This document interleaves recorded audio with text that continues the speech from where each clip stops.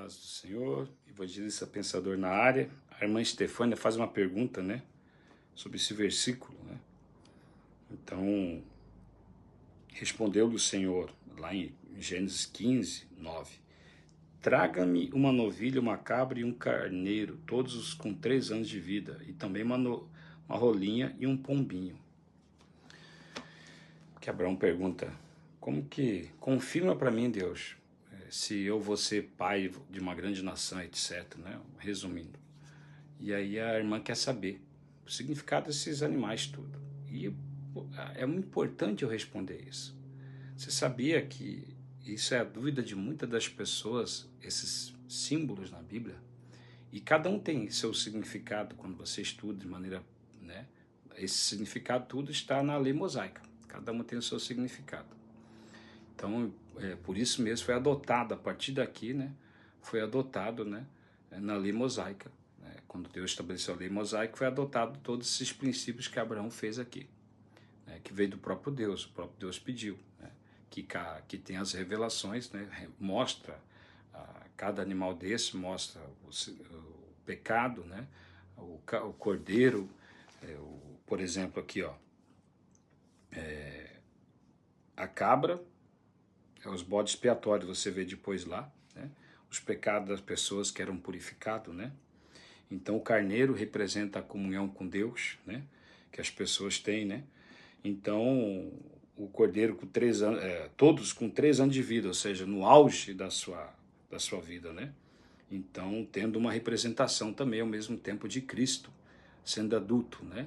Então, por quê? A representação dos animais, né? Nessa altura, fazendo a colocação da idade deles com Cristo, seria a mesma, 3 anos, né? 30 anos, né? Então, todos com 3 anos de vida. E também uma rolinha e um pombinho, que também tem significado de comunhão com Deus, etc., né? Que era apresentar para as pessoas que não tinham condição, representando a misericórdia, etc. Mas cada um deles tem um símbolo, mas não é o que eu quero dizer aqui. Então, cada um deles, quando você estuda a Bíblia, ela tem um símbolo de oração, ela simboliza perdão, ela simboliza remissão, perdão dos pecados, sempre está ligado ao bode expiatório ou ao cabrito, né? É o perdão, a limpeza dos pecados, né? O bode levando, né? Cristo tornou bode em nosso favor, né? Então, isso tornou cordeiro em nosso favor.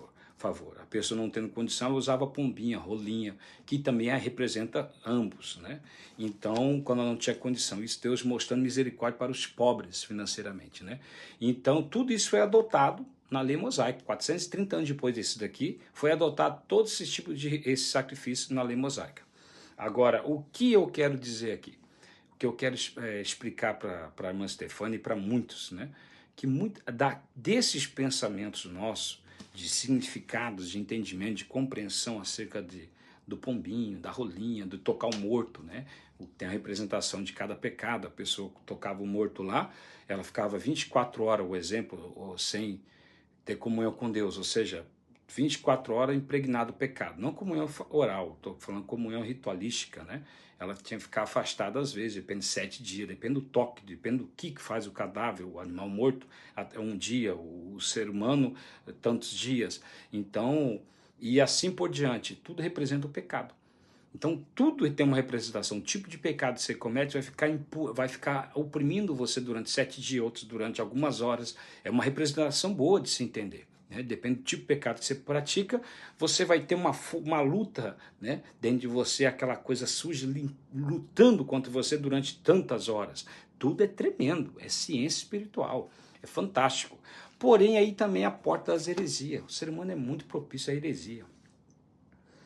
A gente tenta entender, tenta ver o significado, interpretação de versículos difíceis, ou interpretação para os tempos de hoje de algo antigo, e entra a heresia na nossa mente. Aí a gente começa a caminhar para o caminho da heresia. E aí que o crente desvia muitas das vezes do evangelho, desvia da verdade. Então você não pode, vocês aí, tentar buscar o que não é. Amém? Tentar entender o que não tem, o entendimento. Então, aqui ele mostrou o sacrifício, dizendo o seguinte para Abraão: depois que se apresentar o sacrifício, eu vou falar para você, confirmar para você que realmente vai acontecer no teu tempo. Vou explicar tudo, revelar tudo para você, o que vai acontecer. Apresenta o sacrifício. né, que representa aí o quê? O perdão dos pecados dele, né, representa aí a comunhão com Deus, né, tem todo esse significado. E, dando uma resposta para os tempos de hoje, como a irmã perguntou, tem, que representa isso. Você, quando entrar na presença de Deus, você tem que pedir perdão para os pecados. Você tem que orar sim a Deus, você tem que buscar a presença dele, dar o melhor para ele, que o cordeiro representa sempre o melhor, a ovelha, o melhor para Deus, né? Então você não pode dar a última, fazer tudo, depois estiver morto, cansado e orar a Deus. Não pode. Você tem que apresentar o auge da força do animal, né? Da oração. Então você tem que apresentar, não que você tem que acordar de manhã e orar de manhã, você tem que encontrar o teu horário que você está com mais vigor, com mais densidade, com mais, é isso que está dizendo. Existe um estudo feito que o ser humano, tem alguns que o auge dele é meio-dia, o auge dele é da meio-dia às 3 da tarde, outros o auge dele é das 4 da manhã às 7 horas da manhã, 8 horas, o auge dele é à noite, noturno, e assim por diante. Então tem um estudo comprovando isso que é muito interessante. Então você tem que buscar o teu auge, qual que é o ápice da tua força no decorrer do dia, quando você está melhor. Tem gente que, se for orar de manhã, não vai lembrar nem do que orou, nem do que leu. Então o negócio dele é à noite. Aí ele cria, por ele ser um pastor, pregador, ele cria uma doutrina, tem que buscar Deus à noite. Não pode, Tim LaHaye era assim, ele buscava Deus à noite, ele achava que todo mundo só buscando a Deus à noite que tem, né? O já o David Wong Show achava que quem acorda de madrugada que é o cara, tá entendendo, para orar. Então não, eu tenho que descobrir qual que é o meu, sobretudo no sistema moderno que vivemos hoje, né? Mudamos muito nossos hábitos, qual que é o melhor horário que você está cheio de energia. Esse horário é o horário da tua oração. É o horário que você tem que apresentar para Deus. Esse texto representa isso. O horário que você tem que apresentar para Deus a tua oração. É o horário que você tem que apresentar a tua leitura para Deus. Tá entendendo? E assim por diante. Buscar sempre fazer isso. Amém? Ter esse entendimento. Então aqui está falando de comunhão com Deus. Está falando de oração. E tudo isso representa oração. Todo o sacrifício, né, que eram apresentados a Deus na lei mosaica, representa oração, representa comunhão, representa perdão dos pecados, a tua ação, de um lado. Representa isso, a ação de Deus, do outro lado, é perdoar e te ouvir, e te abençoar. Amém? E o que Deus fez? Ouviu a oração dele, a representação da oração dele, que era tudo isso, Deus ouviu. Deus só falou para ele, ó, eu vou te fazer, mas para isso você tem que, em outras palavras, tem que ter teus pecados perdoados, né? Para eu confirmar a minha promessa na tua vida, você tem que entender o processo da comunhão, que você tem que apresentar essa comunhão sempre, né? E aí ter esse entendimento. Aí Deus trouxe essa figura de linguagem, não que Abraão viveu assim, ele vivia pela fé, mas já era uma linguagem figurada, onde Deus adotou esse sistema e implantou na lei mosaica.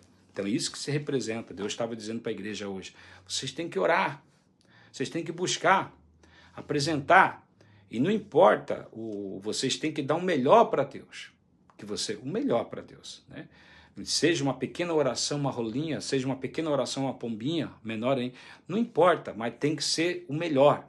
Seja uma grande oração, um grande cordeiro, não importa, um sacrifício, um jejum, tem que ser o melhor. Essa é a representação, não vamos passar daqui.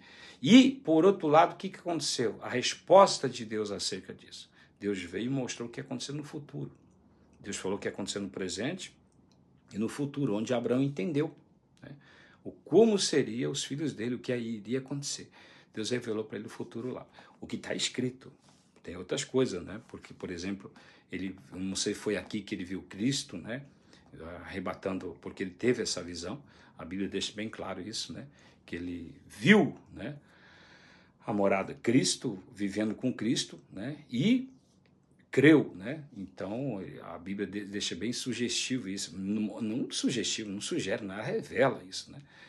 Talvez foi nesse período, outro período, não importa, mas foi um período que Deus deu, talvez foi aqui, né?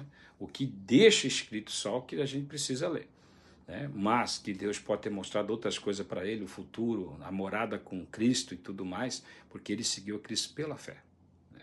Cristo pela fé, talvez foi antes, talvez foi, não importa. Então aqui o texto mostra que ele não tinha essa revelação ainda. Então provavelmente a partir daqui, pode ter sido aqui, ou depois Deus mostrou, né, Cristo, a nova cidade, né? Jerusalém, a nova Jerusalém. Ele contemplou isso, né? Num momento daqui para diante. Então, é isso daí. Lembre-se, irmã Stefânia, as heresias nascem a partir dessas dúvidas também, mas também nasce um grande entendimento e fé. Vai depender sempre da submissão ao conhecimento de Deus, à palavra de Deus, né? Então, como a gente faz para a gente, vocês estão me ouvindo, não cair nas heresias da Bíblia? O próprio diabo influencia a Bíblia na nossa mente. Como a gente faz para não entrar nesse sistema? A gente não pode ter uma verdade dentro de nós para interpretar a Bíblia. A gente tem que olhar pelos olhos de Deus, a Bíblia, pelos olhos do Senhor, e não a partir da nossa verdade, a partir da verdade de Deus. Para isso é igual humildade. Você tem que se tornar humilde para ter a compreensão de Deus, não da tua palavra, né? Não do teu entendimento, a tua compreensão, não a tua compreensão, a compreensão de Deus.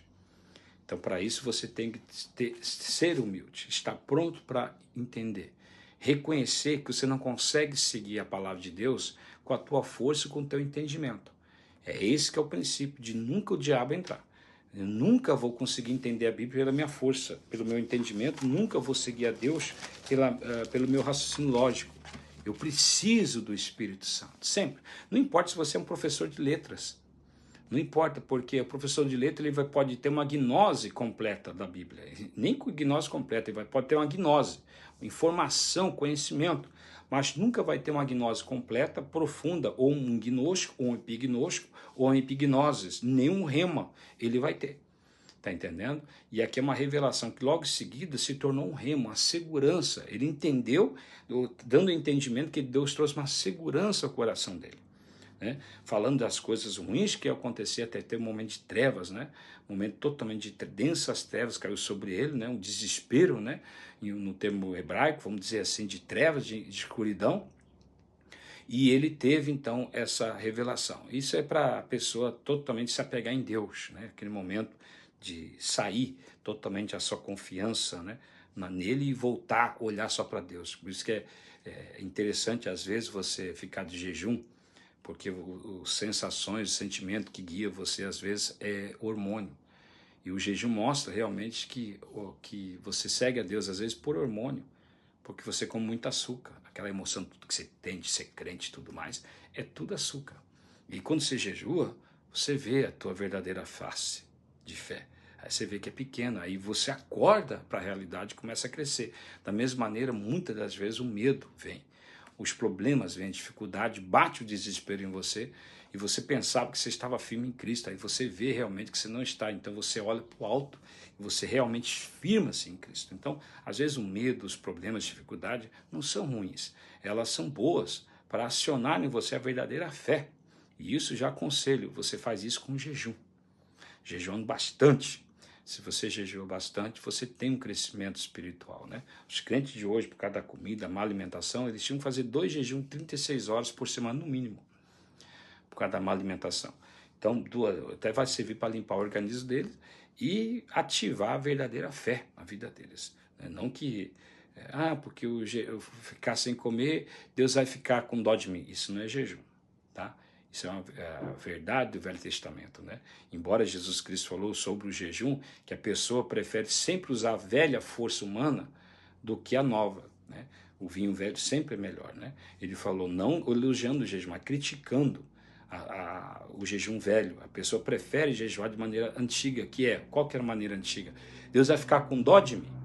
Deus vai ver meu sacrifício e eu vou, porque eles pensavam, eu me sacrifico, né?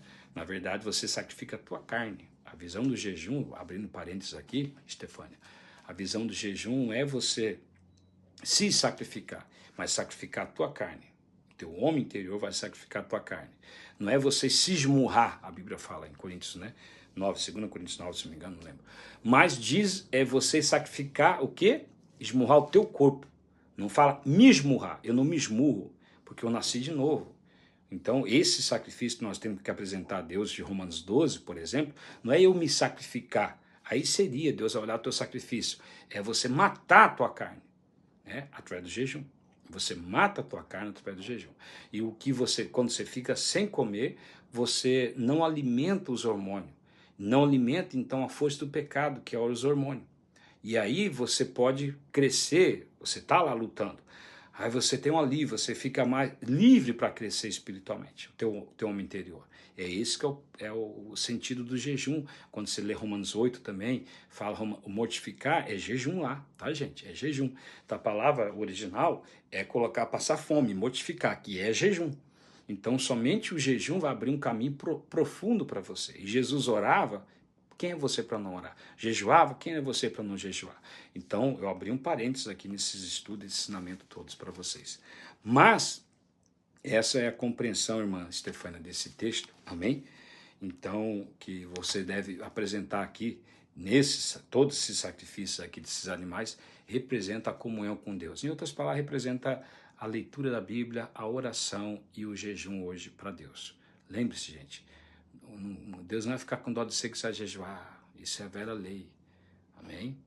Você crê em Deus pela fé e através da comunhão com Ele, você tem que, crendo que Ele pediu para você matar a tua carne. Ele te deu esse poder. Amém? Então, através do que? Do jejum, a tua carne morre. É reescrito na tua célula. Qual o objetivo? Reescrever na tua célula o conhecimento de Deus, a vida de Deus. Ao ponto de você falar assim, eu prefiro orar, prefiro ler a Bíblia do que ter comunhão com o mundo. Eu prefiro do que o pecado. Pensa, chegar no estágio onde você odeia o pecado, né? Odeia as coisas ruins. E você ama o que é certo. Que tremendo. Onde o pecado não vai te atrair. Onde você vai olhar... Tá entendendo? Esse é o lugar em Deus que você tem que chegar, tá? Então, entenda isso. Essa é a resposta para você desse texto maravilhoso, né? Que representa que eu fico fascinado porque Deus adotou tudo isso assim. Deus adotou para a lei mosaica, amém? E que hoje é usado na linguagem figurada, ou seja, quando você ora, quando você pede perdão dos pecados, quando você jejua, tudo mais é esse sacrifício aí. Um abraço.